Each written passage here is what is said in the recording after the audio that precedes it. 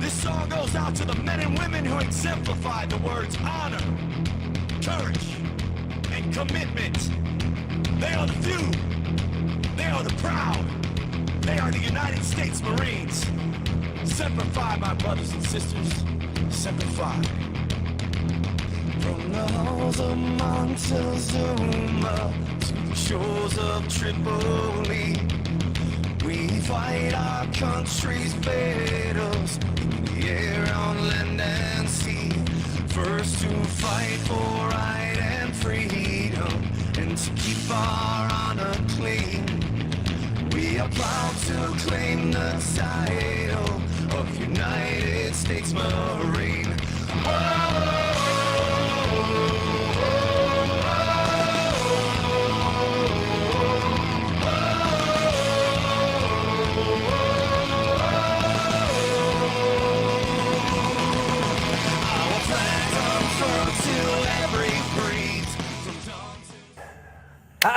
Good afternoon, folks. Holy crap, holy crap, holy crap.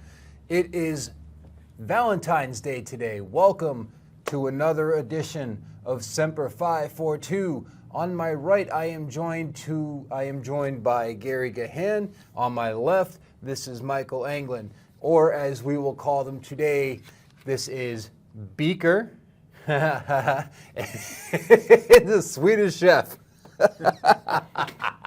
And I am Kermit the Frog. Anyway, all right, so today, super important day for some folks. It's Valentine's Day, which means all of you folks that celebrate it, make sure you get your sweetheart something fantastic. The great thing about my wife and I is we don't celebrate Valentine's Day. We consider it one of those Hallmark holidays. So, Gary, you don't forget to get your wife something nice. Did you get it already, or you gotta? The dogs are out to get it. The dogs are going to get it. And did you take care of your sweetheart yet? Going to dinner after this. Going out later. Nice. All right. So today we are going to start off as we do always with the beginning of our story. The beginning of our story has a lot to do with a friend of mine. His name is Brian Shantosh. He is one hell of a guy. He's a damn fine Marine and a fantastic leader. Before I get into the story, I just want to give you an idea of what kind of person this guy was in the Marine Corps, is currently. He's probably one of the most selfless individuals I have ever met, and his entire philosophy is putting others first as far as leadership, and when it comes to looking out for people, you could not ask for a better person to have your six or to lead from the front. Now, the beginning of the story. Brian Shantosh was born in 1974 in Rochester, New York. Served as a United States Marine from February 1993 to October 13th. So if you do the math, that's 20 years. So do your MCIs, folks. Math for Marines. It's a wonderful, wonderful thing. First, as an enlistment and then as an officer, he decided to be an infantry guy, which is awesome. I knew him because he was part of, when I met him, he was part of Lima Company, 3rd Battalion, 5th Marines, which is the company that I was part of. He was a lieutenant. When I knew him, he was a second lieutenant, or as we call them, a butter bar lieutenant. However, he was newly minted. He had come from the enlisted ranks, which meant he understood us a heck of a lot better than some of these other folks did. One of the really cool things about him was he was always willing to take 5 minutes and talk to you whether you belonged in his platoon or not. So, I cannot say enough about the kind of guy that he is / was as I knew him and as I currently know him. As with everybody, your experience may differ.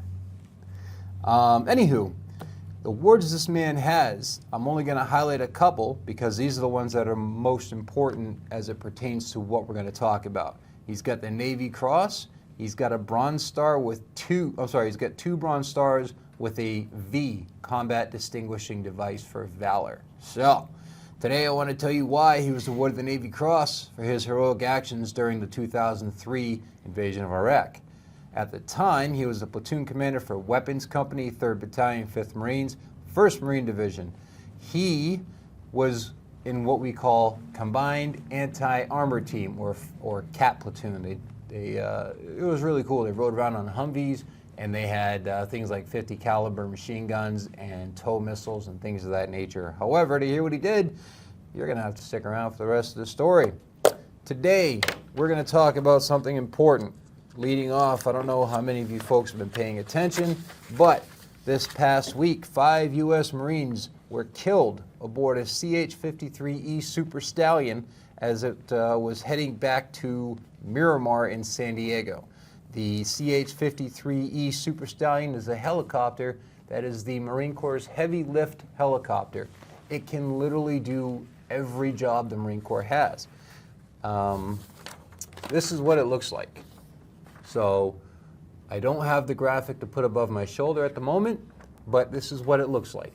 What you can see here is I use this one for scale because it's got a Humvee hanging from beneath it.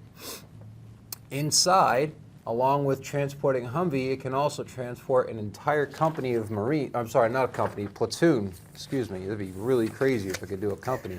An entire platoon of Marines, and all kinds of other cool stuff. So, unfortunately, last week it went down as it was headed from one point to the other. Its landing point was it was headed to Miramar in San Diego. The Marines that were killed have identified as Lance Corporal Donovan Davis, 21, of Olathe, Kansas, a CH-53 helicopter crew chief. Sergeant Alec Langen, 23, of Chandler, Arizona, a CH-53E helicopter crew chief. Captain Benjamin Moulton, 27, of Emmett, Idaho, a CH-53E helicopter pilot. Captain Miguel Nava, 28, of Traverse City, Michigan, also a CH-53 Echo helicopter pilot. And last but certainly not least, Captain Jack Casey, 26, of Dover, New Hampshire, a CH-53E helicopter pilot. This was a training mission that they were on. I don't know the specifics of it, but I would imagine that they were probably doing some type of small unit leadership or something of that nature. The CH-53 Super Stallion vanished last Tuesday night while returning to Marine Corps Air Station Miramar in San Diego after training at Creech Air Force Base northwest of Las Vegas. There is a quote that is here from the commander of 3rd Marine Aircraft Wing.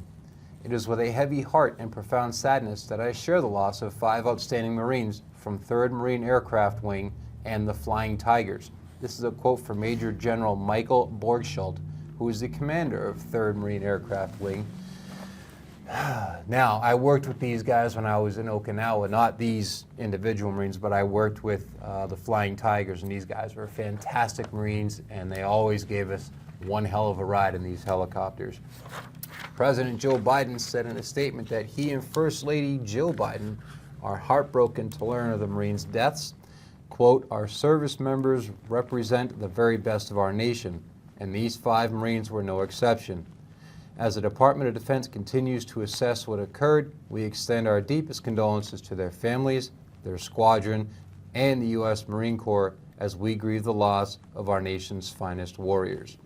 So one of the things that I actually wrote a note to talk about my personal experience in this helicopter. As a Marine in 3rd Battalion, 5th Marines in Lima Company, we were a helicopter company. I had countless rides in this helicopter, running into and out of it, learned how to fast rope and rappel from it, learned how to do various other maneuvers, and one of my favorite stories is a nap of the earth. Gary, have you ever flown in a helicopter? Not that version. The old ones were in the 1960s that the Marines had. Could probably carry maybe 8 at a given time, and they're not heavy lift. So you flew, were they like the Hueys or something? No, not even before the Hueys. These were probably leftovers from the Korean War. Oh, okay. What about you? You ever? No? No. So one of the really cool things was I got to fly in these things, and they do this cool thing called Nap of the Earth, which is where they drop down to just above treetop height. So you guys can see this red box here. So let's pretend this red box is the treetops. So this helicopter would come in and it would drop right down here, and it would skim the surface of these treetops, and whatever the topographical formation of the earth was, it would roll with it, and it would drop in the valleys and gullies and pop up over hills and stuff like that. And it was insane. It was a lot of fun, but it was also very, very insane. Lots of good times. I can't say enough. Unfortunately, the CH-53 has been in service for the Marine Corps for the better part of 40 years. So even though it was designed to fly at night and in the worst weather possible, both at the same time, unfortunately, mistakes, accidents, and mechanical failures do happen. We don't know what caused this crash yet, but I'm sure there will be an announcement. So moving on from that, today we're going to chat about a couple of things. We're going to talk about 13 folds of the flag, but before we do, I want to touch on a segment that we're going to do. It's going to be called Marines and Beyond. Now, I'd like to do this periodically, and the way it works is I want to have a guest on the show, or possibly two guests, depending on what we have going on, and I want to talk about what they did in the Marine Corps and what they're doing now, and if there's been any correlation between the two. So fortunately, what we have right now in the studios, we have 3 generations of Marines that have served in different theaters. So we have Gary over here to my right, who is a Vietnam-era Marine. We have myself, who is a Iraq War Marine. And over here on my left, we have Michael Anglin, who, along with being my son, also happens to have served in peacetime as a reservist. I say peacetime because it was kind of transitioning. He just got out back in September, excuse me. So the first thing I want to do is we'll go through it quickly because we do got some stuff to get to. But Gary, what did you do when you were in the Marine Corps?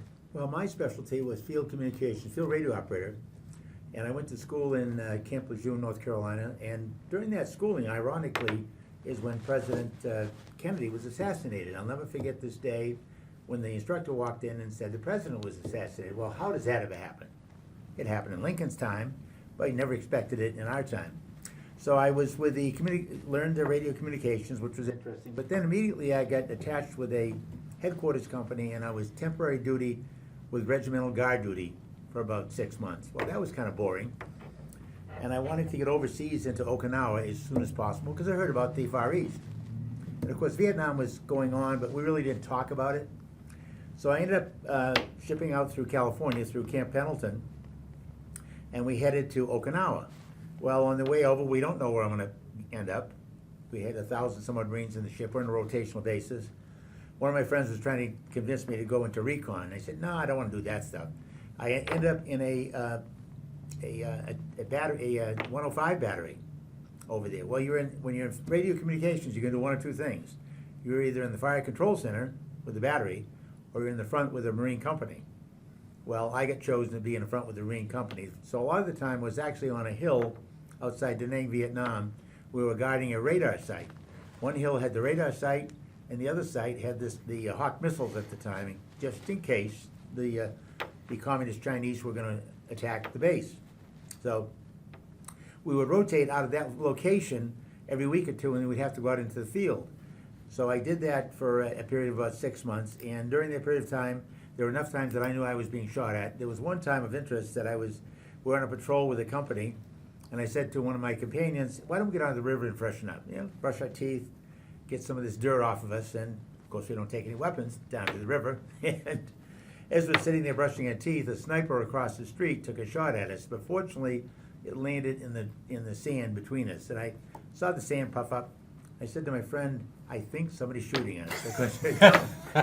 Dumb, stupid kid at 18 and 19, I think somebody's shooting. I spun around and I said, wait a minute, uh-oh. If I'm going up the riverbank, the Marines behind me are going to start shooting at that direction. I better see what's going on. I ducked behind a sandbar. But of course, out of curiosity as a 19-year-old kid, I had to see what was going on. So I had my head poked up. Well, went back to my little bivouac area, and some sergeant came up, he's chewing me out. Why didn't I have my weapons? I'm thinking, what good is a .45 automatic, which was my weapon that I carried as a radioman at that point. And there were other times we'd be on patrols, and we'd come under contact. And of course, having a 15-foot whip antenna on your back, you're a target. Target. Just like if you're a butter bar and they see what you got target. bars. So I was in a position where I was constantly being sniped at, but fortunately I didn't get hit by anything while I was there. But I was not going to go back again. And then when I came back, I cycled through Cuba, Guantanamo Bay, Cuba. Of course, there isn't much to do when you're down there because you don't go on liberty. But there were some people, I guess, occasionally Navy ships would be in the harbor, and they would cycle out and go to one of the local islands for a little R&R for a weekend. But I never got chosen for that. But when I was down there, there wasn't much to do. One of my friends talked me into taking a college-level GED exam.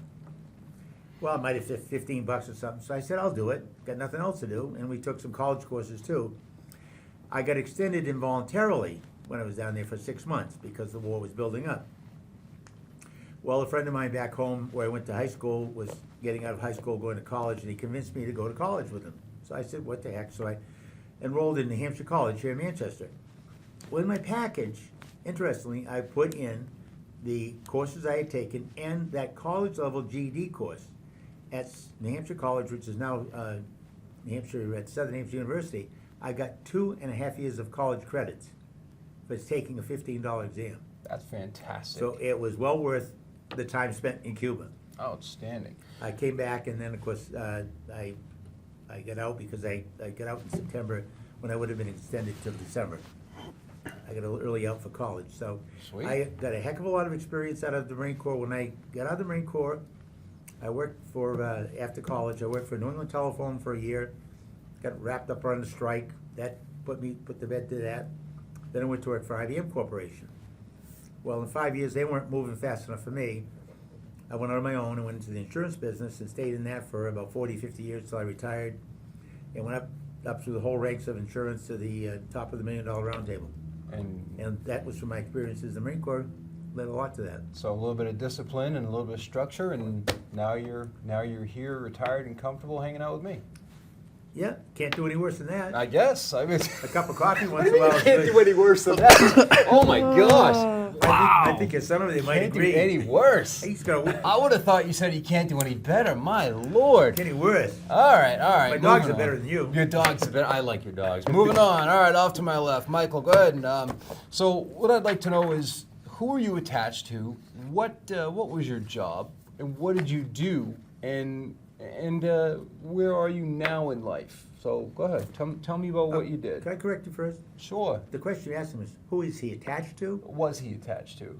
Yes, it should be what? In the service. But I think you're right now he has an attachment to him. Yeah. Yeah. Your No. Right? your microphone's a No, little not bit- that thing, not that kind of attachment. A Oh woman. no, a no! lady. Oh, come on now. All right, so what was your job? Who were you assigned to? Take me through what you did as a Marine during your term of service.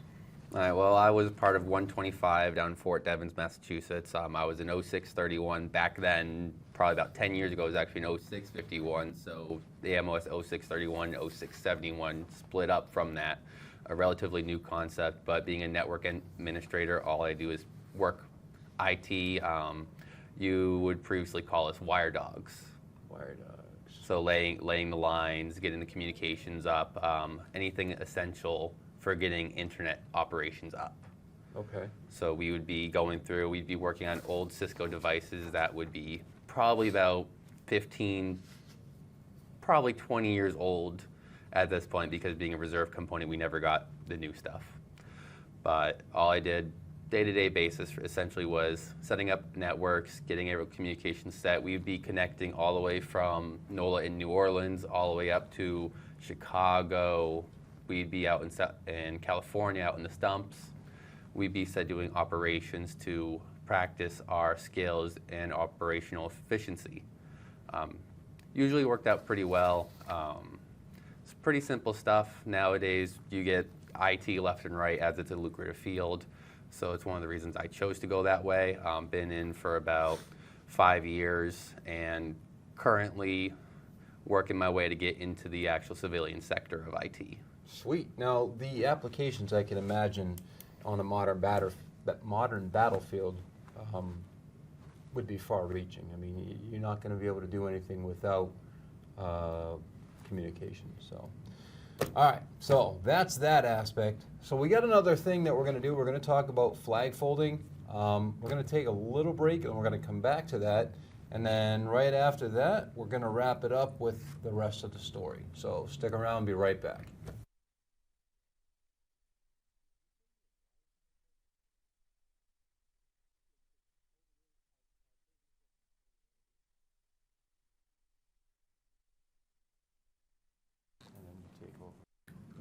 Go.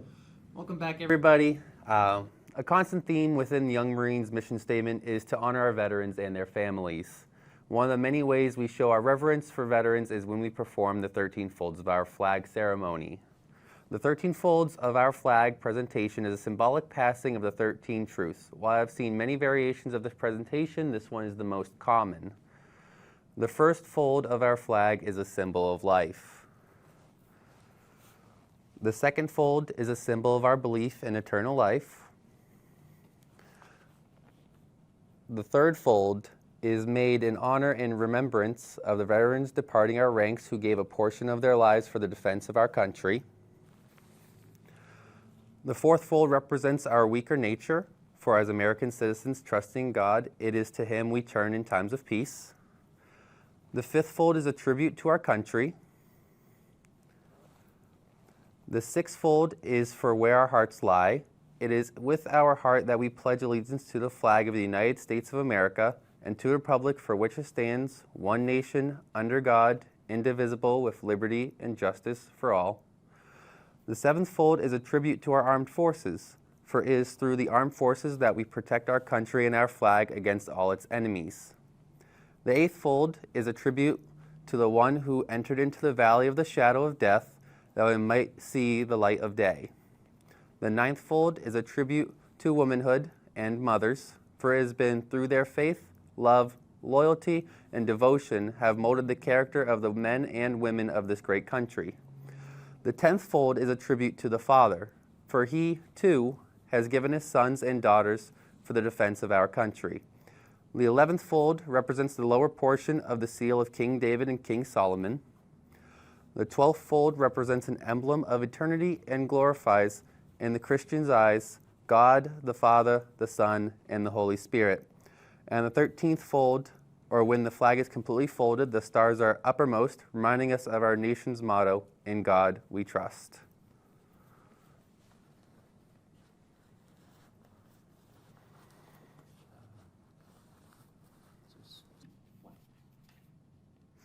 All right, so that was the 13 folds of the flag, and it was an article written in Semper magazine by Angela Manis. I think that's how you say it. Yeah, Manis. All right, so thank you all for hanging out with us, and now it's time for the rest of the story. I'm going to tell you about Brian Shontosh's Navy Cross.